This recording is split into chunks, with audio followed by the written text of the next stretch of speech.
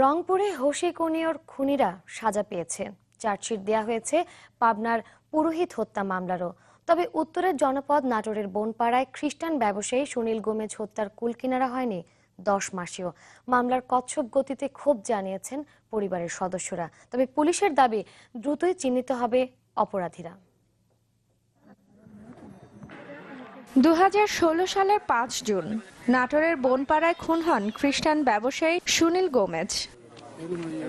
ঘটনার 10 মাস পেরিয়েছে, কিন্তু আলোচিত এই হত্যাকাণ্ডের কোনো কুলকিনারা করতে পারেনি আইন শৃঙ্খলা বাহিনী। এখন পর্যন্ত দুজনকে গ্রেফতার ছাড়া আর কোনো অগ্রগতি নেই এই হত্যা মামলায়। এতে হতাশ নিহতের পরিবার।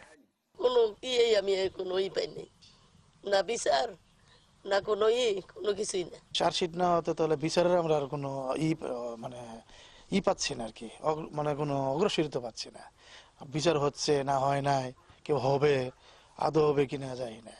নাগরিক সমাজের প্রতিনিধিরা মনে করেন, চাঞ্চল্যকর এসব হত্যাকাণ্ডের বিচার না হলে ঠেকানো যাবে না অপরাধীদের দৌরাত্ম্য। যারা এই হত্যাকাণ্ডের সাথে জড়িত রয়েছে তাদেরকে শনাক্ত করে অচিরেই একটি চার্জশিট দেওয়া হবে এবং কিভাবে সেই হত্যাকাণ্ড সংঘটিত হয়েছিল সে বিষয়ে আমরা জানতে পারব। আইন শৃঙ্খলা বাহিনীর দাবি, সঠিক পথেই এগোচ্ছেন মামলার তদন্ত কাজ। তাদের আশা, দ্রুতই উন্মোচিত হবে হত্যা রহস্য। ডিবি কর্তৃক তদন্ত করা হচ্ছে, ইন্সপেক্টর ডিবি তদন্ত করছেন। আমাদের তদন্তের ভালো অগ্রগতি আছে।